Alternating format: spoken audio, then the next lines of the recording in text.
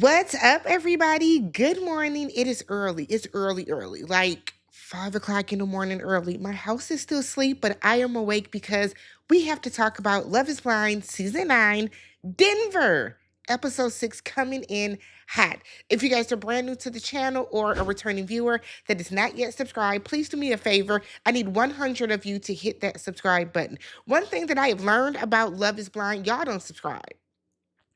Y'all don't subscribe. Y'all come, y'all watch, y'all demand pictures. Y'all demand that the episodes come out early, but y'all don't subscribe because Love Island would never. Okay? Hit that subscribe button. I need 100 of y'all.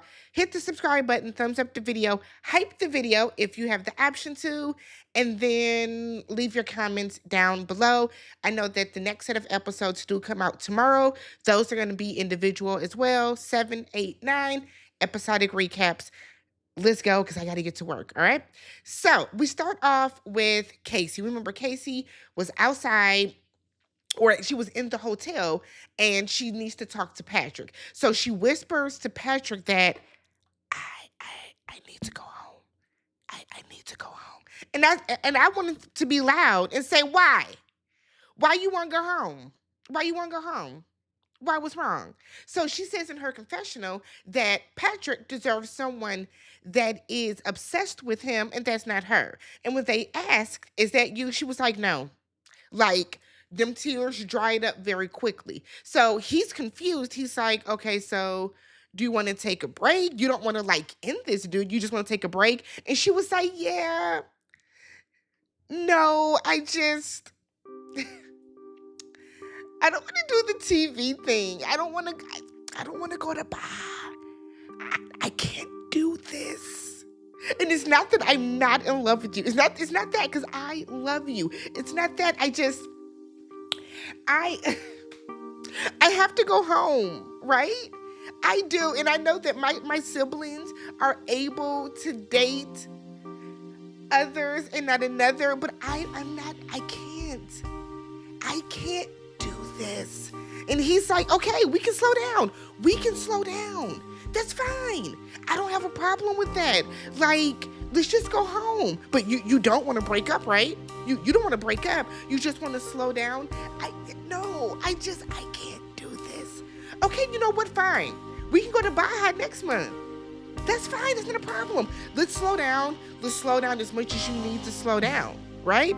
I don't even have your phone number. You have my Instagram. You don't need my phone number. I said, wow. Casey, that's effed up. That's effed up. Because here's the thing.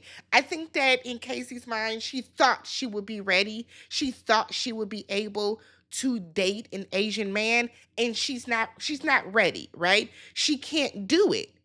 She can't. And I think that Casey knew that the moment that he told her he was Asian in the pods. And she should have had the wherewithal and the respect not only for him, but for herself to not go through with this. But they keep kissing, right? Patrick is in the confessional saying he still has a good feeling about this. Um, she this made me holler. So she starts walking out the door, and then she runs back and jumps in his arms, and she's kissing him, and she's putting on the theatrics, right? And then she finally walks away. And we see Patrick still talking to, his confessional, talking to his producer, and he's confused, as was everybody, right? So he's what is going on? He doesn't know. So we see 45 minutes before, when Casey first arrived and she's telling production she does not think that her attraction to Patrick is going to grow. And she's gaslighting the fuck out of him in this scene.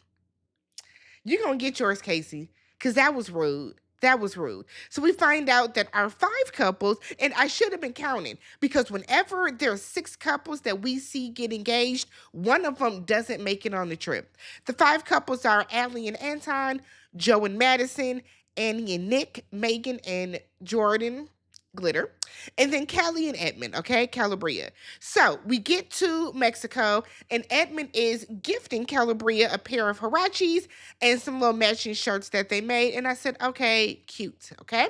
So we then pan over to Allie and Anton. Allie's gonna be a problem. They're kissing, and she tells him, don't kiss with your eyes open, it's creepy. And it's like, this is why they should have had more time talking. Cause I feel like he ain't know she was gonna be like this. So she's then looking at her ring, and he was like, "Yeah, I spent 5 grand on it. Dropped a little bag real quick." And she was like, "Okay, it needs to be like 10 grand." The audace, the audace. That's rude. You don't even know this man, and you're demanding that he I guess. So she said that it's an act of appreciation for the mother of your future children. Allie's going to be a problem. I can feel it. She's going to be a problem. We panned over to Joe and Madison, and she talked about how she be falling down the stairs. Y'all know she got the eye issue. So they go in the bathroom, and she is taking out her extensions in front of him. And it's so crazy how black women catch so much hell for wearing wigs and weaves and all this kind of stuff. But a white woman can sit out and rip her shit out on TV, and it's normal, I guess. So we hear her fall or trip or something coming back outside. And then, like, here's the thing. She has told Joe that she has the difficulty with seeing, right? He doesn't help her in the pool, so she like slips into the pool. I was so nervous when she was walking in that pool. Oh my God. So Joe said in his confessional that he is used to thinner women. But someone with a larger physique is okay. Joe, you have a large physique. The fuck are you talking about? You're not exactly skinny out here. It's giving wide body. Every season we go through this with these vain ass people.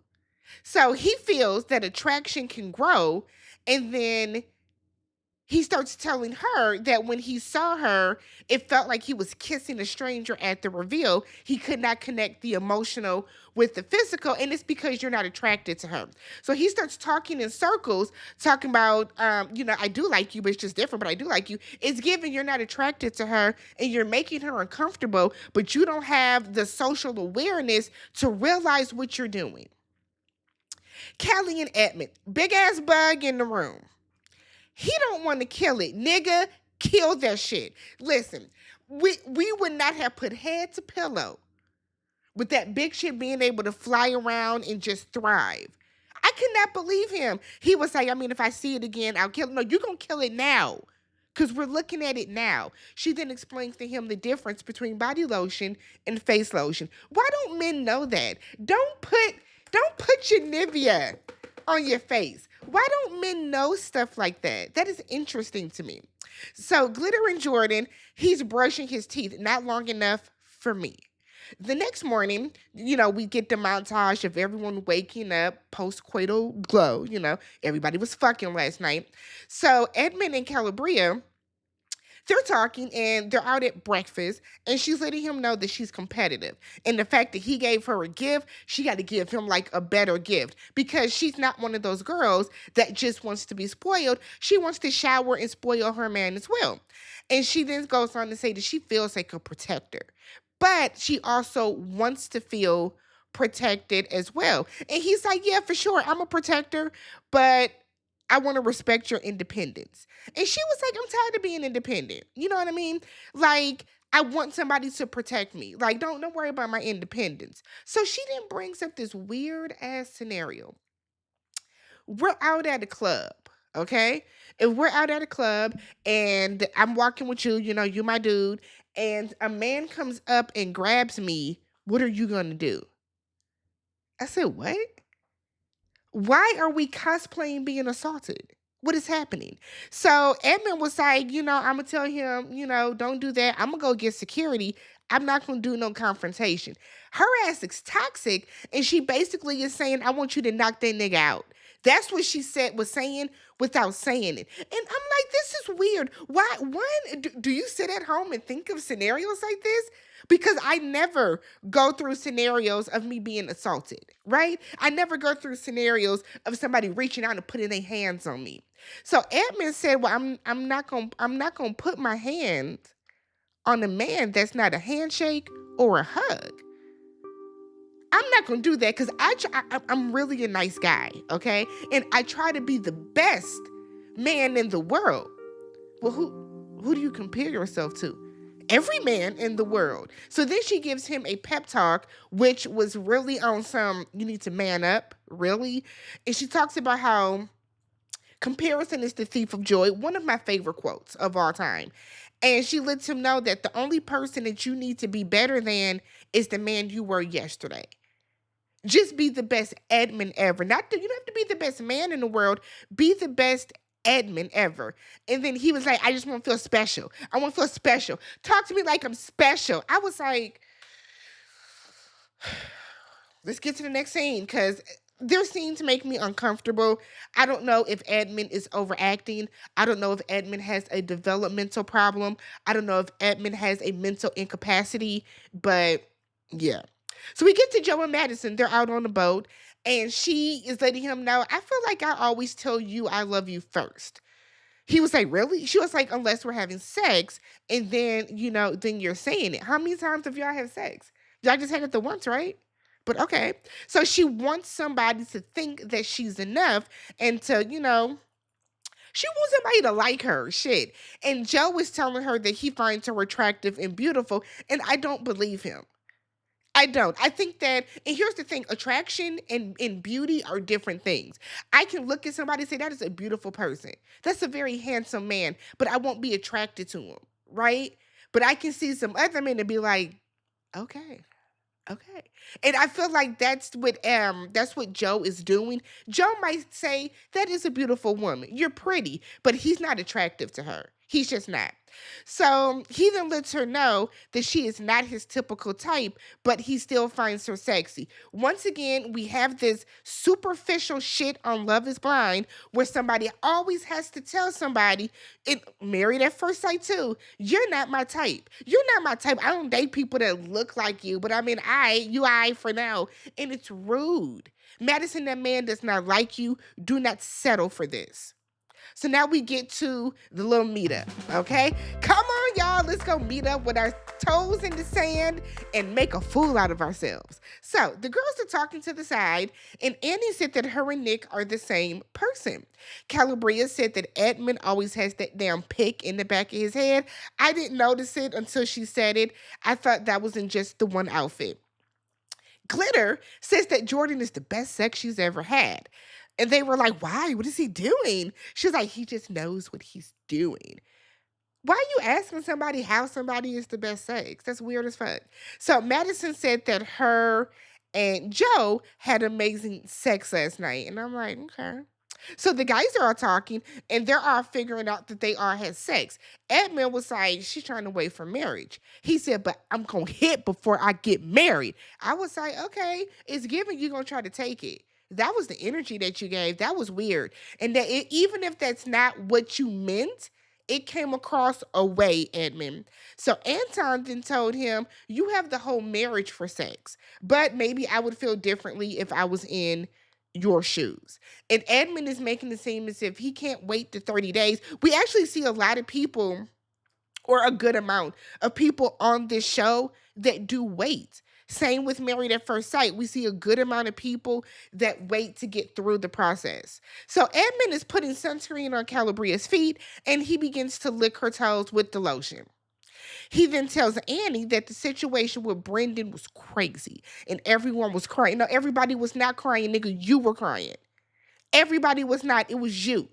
Hell, you were crying more than Brendan was. So Calabria was like, "Wait, watch how you say it. Like, fall back, like you doing too much admin." And Annie was like, "No, no, it wasn't crazy. Brendan only tried to convince me for 10 minutes." So while she's trying to explain that Nick was putting in the work, Nick was reassuring her, Edmund kept cutting her off. "She's crazy, yo. She's crazy, yo. She's crazy, yo. She's crazy, yo."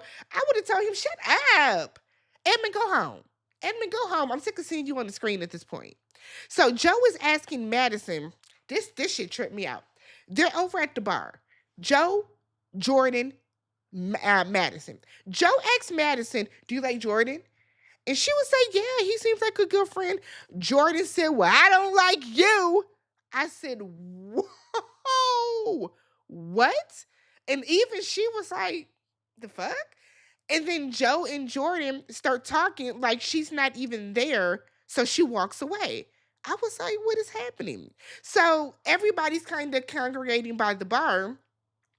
Joe is getting too close to Annie. Annie said the energy needs to stop. I was like, damn, Annie. Annie said, play with somebody else. So then we see Glitter picking food out of Jordan's yellow teeth. Could you find the food that was in there? Did it blend in? Jordan was over there fucking up them guacamole cups. And Joe and Jordan have a bromance that I don't know if it's because they were drunk, but their bromance was something, okay? Glitter then said that Jordan is annoying her. He's like, really? Mwah. Am I annoying you? Mwah. Why am I annoying you? Mwah. I was like, child, a drunk ain't shit. A drunk ain't shit. Joe and Jordan were so lit. It was like y'all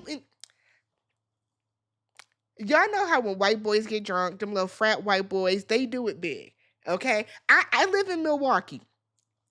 Tons of white people around me. I went to a PWI for college. Yes, them white boys get drunk, like drunk boots. And that's what Joe and Jordan were given. So Madison and Joe, they talk, right? She's trying to talk to him and he's ignoring her. Like flat out ignoring her at the bar. So I don't know if he's drunk or if he's just being passive aggressive because he doesn't like her. So he didn't tell her that he's going to go back to the room, and she was like, okay, do you want me to come? He's like, if you want to come, whatever. If you want to come, whatever. I mean, no, if you want to come, whatever. Like drunk, giving drunk. I hope a producer or a cameraman walked him back to the room. So later at the room, Madison comes in and she like, rubs his arm or something. He's like, oh yeah. Hello. I was like, what? So then he was like, you're all dolled up. You're ready to go. She was like, I was at the pool party. What? The pool party? You're at the pool party? Oh my God, I didn't know you were at the pool party. I was like, what? I kind of feel like, dead ass though, I was a little nervous for Madison in this scene because Joe was acting. One, he's doing this shit on purpose, right? You were not still waking up. You were doing this on purpose to be an ass to her. He don't know what's going on. She said he's being incoherent, and he was. And he's like, stop asking her. Stop asking her. Where you been? Why you dressed? Like, for you to say that you don't remember her being at the party, that's wild. That's wild. So she gets emotional. She goes in the bathroom. It's like, or she goes outside and she starts crying. Joe gets out of bed and was like, I was just waking up. Like, you ain't never woke up before? Am I not the fuck alive right now? That pissed me off because why are you doing this to her? Why are you doing this to her? So she tells him, you were fucked up at the pool party. Stop saying that. Stop saying that. Stop saying it. And it's like, Madison, baby, go home. That man does not like you. That man does not mean well by you. That man is not going to treat you well. Go home. I'm telling you now, Madison, cut it out now. Cut it right now. You will find you somebody from being on this show. Your DMs are going to be thick. Stop. So then she was like, well, I'm sorry for trying to help. And he's like, I just woke up and I'm here. Damn. You act like you ain't never woke up before. Madison, get your shit and leave the room. Because I don't trust Joe. He's giving crazy mad. Remember, we were concerned for Colleen? Same vibe, same energy. So then we go over to Calabria and Edmund's room. They have the typical conversation on who's going to make it, whatever.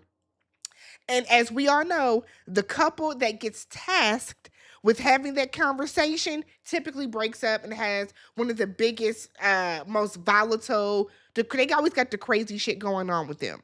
So Edmund said that everyone in the pods probably thinks that we're the strongest couple. And she was like, I don't care what other people think. See, Edmund's not just weird, so is Calabria. And she was like, I think that they just think you're a great person. And he was like, yeah, but I think that they're looking at us like, wow, they're good together. I don't care what other people think. Edmund said, I do. I care. And it was weird because how are you sitting here judging and ranking everybody, but then say, but I don't care what, like, I thought that was weird, Calabria. So he ends up rubbing her feet again. And while he's rubbing her feet, she asks him if it bothers him that they are the only couple that didn't have sex. He said he didn't know that. He was like, but it's okay, but I'm the only dude. So she then said that she's made people wait 9 months up to a couple of years. She said the ones that did have one nighters with her, one night stands, she didn't respect. They didn't mean shit to her. So he keeps trying to talk about how that makes him feel or just his thoughts on that. And she keeps interrupting him. You can't wait 30 days. You can't wait 30 days. You can't wait 30 days. You can't wait 30 days. And he was like, you can keep interrupting me all you want. And I was like, yeah, Edmund, stand up for yourself. But then it takes a turn. So then he was like, I'm giving you my all. And I'm the only one that can't have no goddamn sex. And he starts crying. He starts crying, sobbing, all but a weep. Because she wants to wait until marriage. She then tells him, I think that sex is just more sacred to me than it is to you. That's it. So then she was like, does it bother you that everyone had sex but you? And I guess my thing is, one, why did you bring that up? And why do you keep asking him? It's like she's trying to trigger him or something. So he then said, I'm locked in more emotionally than you are. And she was like, that's not true. I'm not an affectionate person. I tell you, you're my king all the time. I tell you how much I love you all the time. I do all of that type of stuff. I am just not an affectionate person. And that's something that we have to consider and talk about, before we get to the altar. So he starts wilding out. I'm a nice guy. I'm a nice guy. And I'm too fucking nice. I'm too fucking nice. I said, no. Come get his ass out the room too. Here's the thing. Y'all see that he's spazzing, right? Y'all see that he's going off, right? Retract that. Y'all see that he's going off. He's doing a lot, right? He's having a moment. Don't come in. Don't just sit there and let it happen. So he said that he's stuck on her having one night stands. She was like, it's not even like that no more. That happened a year ago. And then she turns over to go to sleep. Now, while I think that Calabria can hold her own when it comes to this nigga, I just thought that that was interesting. Interesting that nobody is leaving rooms. Because truth be told, Calabria, you should have left the room. And Madison, Lord knows you need to just go home. Let me know what you guys thought about episode 6. Subscribe to the channel, thumbs up the video, hype up the video, leave your comments down below, and I will catch you guys in the next one. I got to get to work. Peace.